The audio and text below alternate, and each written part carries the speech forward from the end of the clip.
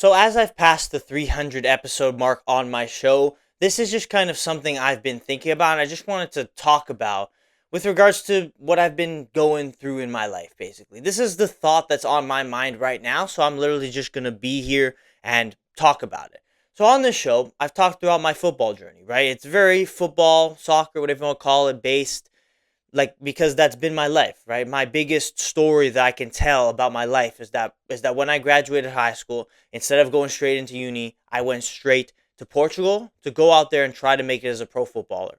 And I was in Portugal for a little bit. I was playing in Portugal, and then I went to Spain as well a couple of different times to go and be on professional trials. I was in professional club environments. I tried my best to make it there, and then unfortunately it didn't work out, so I've had to come back.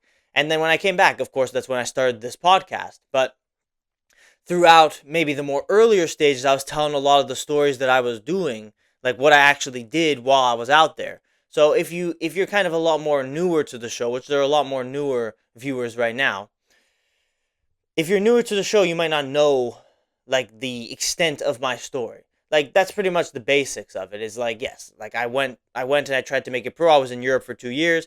I learned the language. I became Portuguese basically. I learned the language. I got citizenship. I got all that stuff done. There are a lot of stories. There are a lot of interesting things. I'll leave a couple of the links to some videos where I told some of those funny stories in the description and in the cards, of course, as I always do. I always leave a couple of interesting videos in there that I think you'll enjoy. But a very interesting thing that I realized because I had a dream yesterday, and it made me question just kind of my entire football journey in general. And I'm going to be vulnerable here, and I'm going to kind of talk about what I had to go through. So in the dream was like I was just playing. Like I was playing on the field. I wasn't really doing that well. My team wasn't really doing that well, and it was just kind of like a mediocre game. And then I'd be coming off. I came off. It was halftime. We were talking about certain things, and then we were gonna get ready to go do the second half. But then my alarm woke me up basically, and then I was kind of thinking to myself this morning, why like I don't have that many football based dreams considering the fact that it's been like a large part of my life. It's very strange that I don't actually dream about it that often. But yesterday I did, and it was like why are always my football dreams just trash? Like I'm playing garbage, I make a mistake that leads to a goal, or like it's just a mediocre game, my team's playing bad. And then I think, well, actually, that's all I've actually ever experienced in the game. The truth about my time in Portugal is I was playing on some terrible teams. I had to join the team that I played at because they were the only ones that were going to help me actually get registered to play because I didn't have my passport yet. I didn't have my citizenship yet. I was there on just a temporary vacation visa, and normally the league would not allow you to play. And for a large portion, I was not actually allowed to play until I actually got my stuff. So they were very generous and they were very nice people, and it was a very like good environment. Like I love the people that I met over there. But in terms of the quality on the pitch, it was terrible. It was at the point where it didn't matter what I did, right? I'd have an amazing game, we'd lose. I'd have a terrible game, we'd lose. It wouldn't really make a difference. So in my first season, we lost 16 games in a row. I've said that on the show before, but that's where we were at, and I was just kind of thinking about the nature of some of those losses. And it was like, well, yeah, no wonder why all my football dreams are just kind of bad because my entire football experience, really, in the large, has been bad. Like in the main season in Portugal, it's been terrible. And I had some highlights, of course. I made it to the senior team. I was still playing U19, and I was good enough that they thought I was good enough to make it to the senior team at the end of the season. I picked up my winner's medal, and the senior team had a great season. They won the league, and I was actually able to have a small part in that. That was cool. And of course, on my actual football trials, everything was competitive. The games we played, things were all super competitive. In the first trial I played in a couple of friendlies, and we won those games. Well, no, we won 2-1 I think in the first game, and we drew 1-1 in the second game. And I didn't play that many minutes, but I still was able to play. I was still able to try and show my stuff. Like that was cool. And in the second trial in Spain, we played in a couple of friendlies too. Well, all it was friendlies because it was preseason type of time. It was August of last year, almost a year ago to this day. I was going through those experiences, and we were all the games were competitive. Like it was all within 2 goals. Like if we would win, we'd win 2-0 or 2-1. If we'd lose, we'd lose 2-0 or 2-1. And if we tied, it'd be 2-2. Right? And that was literally the games we played. So apart from those moments, which were only small kind of portions, during the larger seasons, I was playing in terrible teams. Like, and I know I sometimes had some bad performances, but it was to the point where it didn't really matter. I don't think a performance I had ever actually threw a game. Maybe there was one game out of like 30, maybe more, out of like almost 3,000 minutes I played for my team in Portugal. Maybe one game, 2 games max, where it was something that I did that helped, that like made us lose basically. Whereas most of it was like I played well and we lost, or I played all right. I gave a solid 6, 7 out of 10 performance, and we still lost just because we didn't have a good team to compete. In the second season, the losses were a little bit tighter, like the games were a little bit closer, but we were still losing so many games, and it took until like the end of the season for us to finally put it together a little bit. But we still, like, in the overall, in the large, the bigger picture, we lost so many games. So my football legacy, in truth, in just completely stripping it down to the basics, I've never actually been in a good team. I had some success here in Canada in small-sided 6v6 games, but when I was applying to professional teams and had my highlights, and in my highlights I had 6v6, they basically, like, the scout basically said, oh, like, putting those games is like the equivalent of trying to become a doctor with a business degree. He said something like ridiculous along those lines, and it was like, that was pretty eye-opening, that it was like, yes, it truly doesn't matter when you're trying to make it pro what you did in small-sided. What matters is what you did in 11v11. And the truth is, in 11v11 in Canada, we had a couple of like mid-table finishes, but we could never really put it together as a team, even if we were successful 6v6. And then when I went to Portugal, it was just bad. Like, I appreciate the guys at the club that helped me, because I probably wouldn't have been able to actually play and stay and keep it going as long as I did if I didn't join that club. It had to have been that club, but that's the trade-off you make. Like, it was a terrible team I was coming into, and I didn't really know that going into it, but then when you started getting battered every week, it drained me. It really took a lot out of me. It was a terrible experience, right? Especially in that first season. The second season ended up kind of being just as bad, but the second season was more like my own personal battles with my own mentality that I was trying to face. First season, it was just pure catastrophe, and I have like some respite and some joy to cling to with the fact that I did join the senior team at the back end of that season, and again, I learned a lot, of course, and I developed in faith as well. Like, God was putting me through so many tests, and as I was growing in faith, that's pretty much how I looked at that situation, where it's like every terrible loss to like, especially when we were losing to teams that were not better than us at all. We were just kind of rolling over and dying, because that was the mentality at that time with the team that I was in. I was just looking at it from the perspective, this is God testing me, it's God building me, it's God shaping me into something greater. And even if football is not the end goal for me, which at this moment in time I still am not sure, it's still shaped me, and I will still look back at those moments as moments that shaped me. But like, I still, I still, like, and of course I appreciate God, and I appreciated how my faith has grown in Jesus Christ as a result of those experiences and of that time. And I do appreciate that moment, and I do cherish that close to my heart. But from a truly footballing perspective, it was not good. So no wonder why I have dreams where we're playing bad, because that's kind of how my life's been.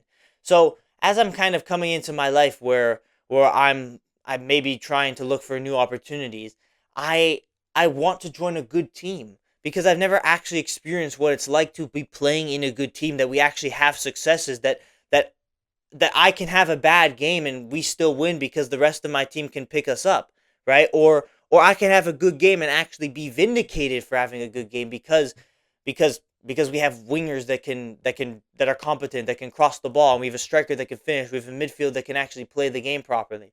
I haven't actually been in a team where that's the case. And you would think it's something so simple, but I've been in teams where these types of things were all over the place. People, whether it's like, sometimes this is a dedication thing where people just don't really care, so we're without our best players for a lot of games, or it's literally just a quality thing. Like our players aren't really good enough to begin with. And again, for how I fit in that, it was just kind of me versus me at some point. It was literally like I have to focus on what I can do. I can't control anything else. You lose the game 8-0, 9-0. And it's like, well, I can't do anything about that because I'm just one guy. There's 11 men on the pitch, right? So we were literally in moments in Portugal. I was in moments where that was the case. And I look back on the trials I did when I was actually in professional situations.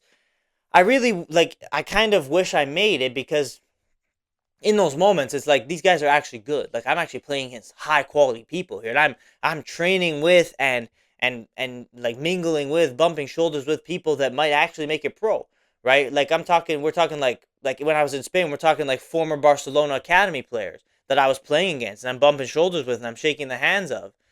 And when I was in Portugal, we're talking former Benfica players, former Sporting, former Porto academy players that have come together in this team. So it's like I'm playing with very high quality players, and I kind of wish I made it, but unfortunately I didn't. And say what you want about that. Was it because I wasn't good enough? Was it because it was never going to happen in the first place? Was it because it was never a real opportunity in the first place anyway?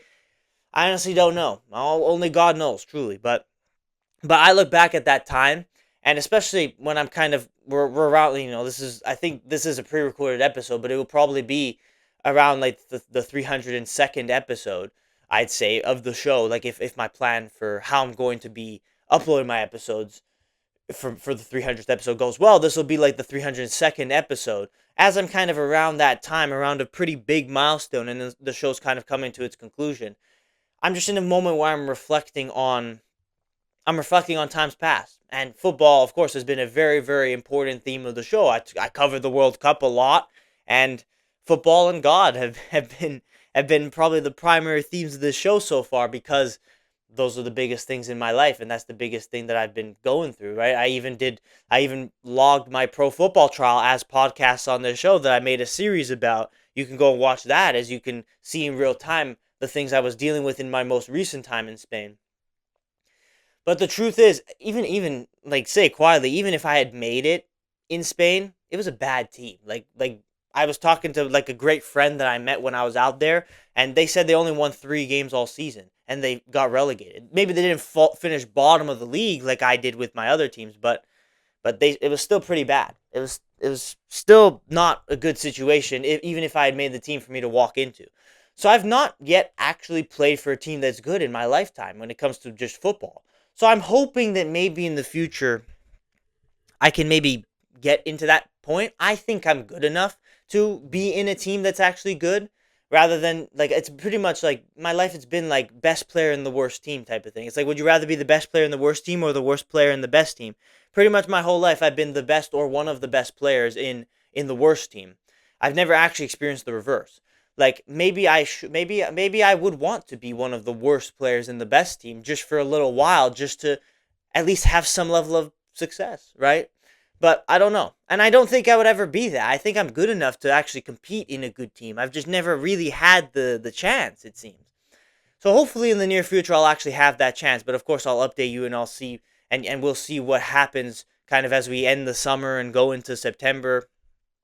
What actually happens, what I'm actually going to be dealing with when it comes to playing football. We're gonna see. We're gonna see what we can do.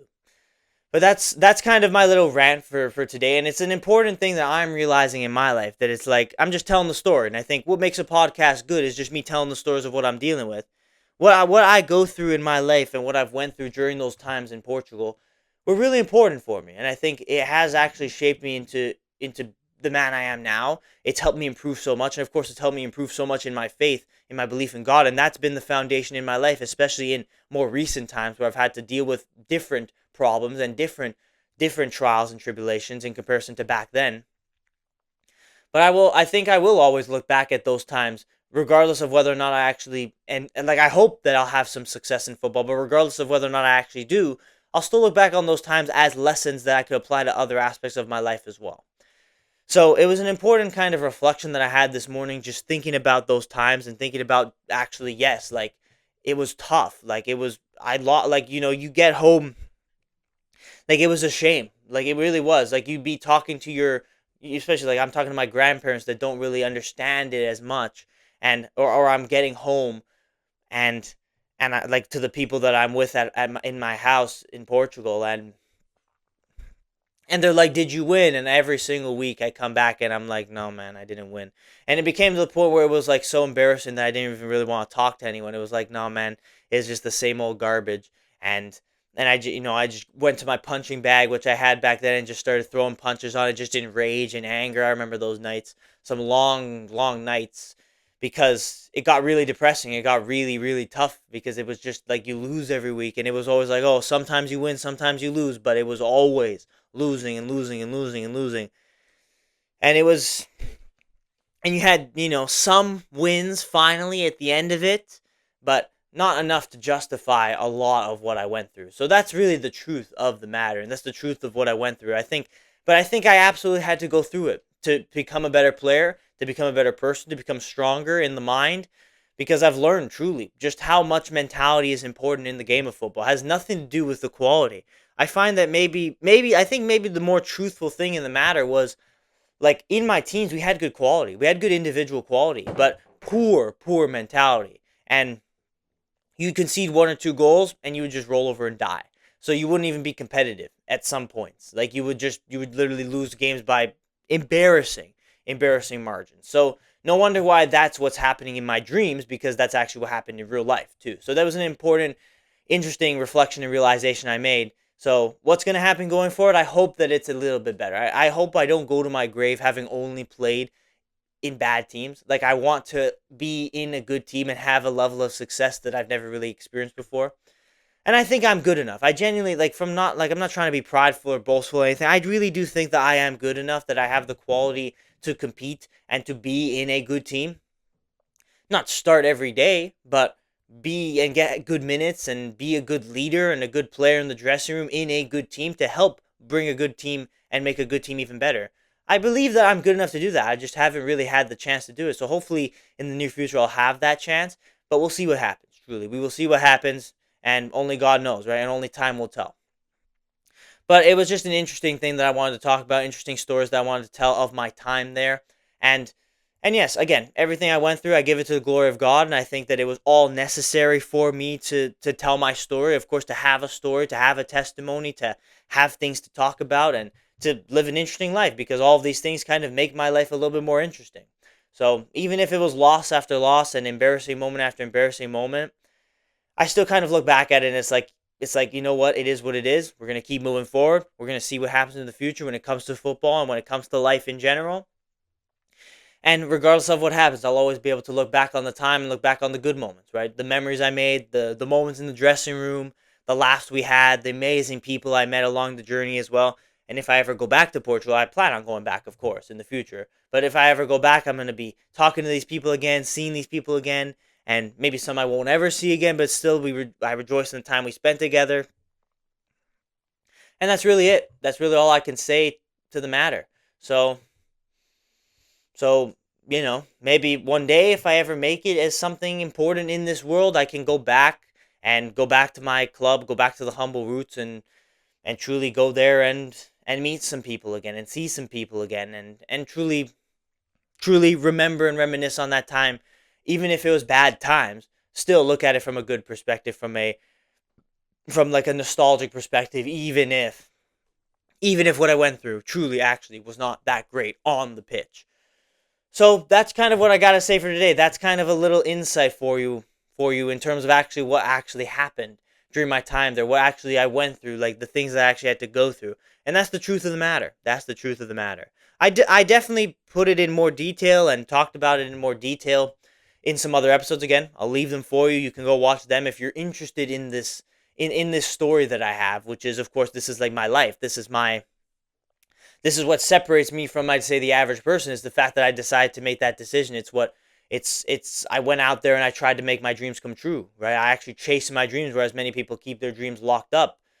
And there's something to that. As much as it wasn't actually great and it didn't go perfectly according to plan for me, it's still something I can cherish close to my heart, and I still give the glory up to God every day. So I hope you enjoyed this episode. I hope you enjoyed me talking about this, and I hope the story was interesting. If it was, I definitely talked about it in more detail. So go watch some of those videos. Go watch some of the other great videos I've made on this show.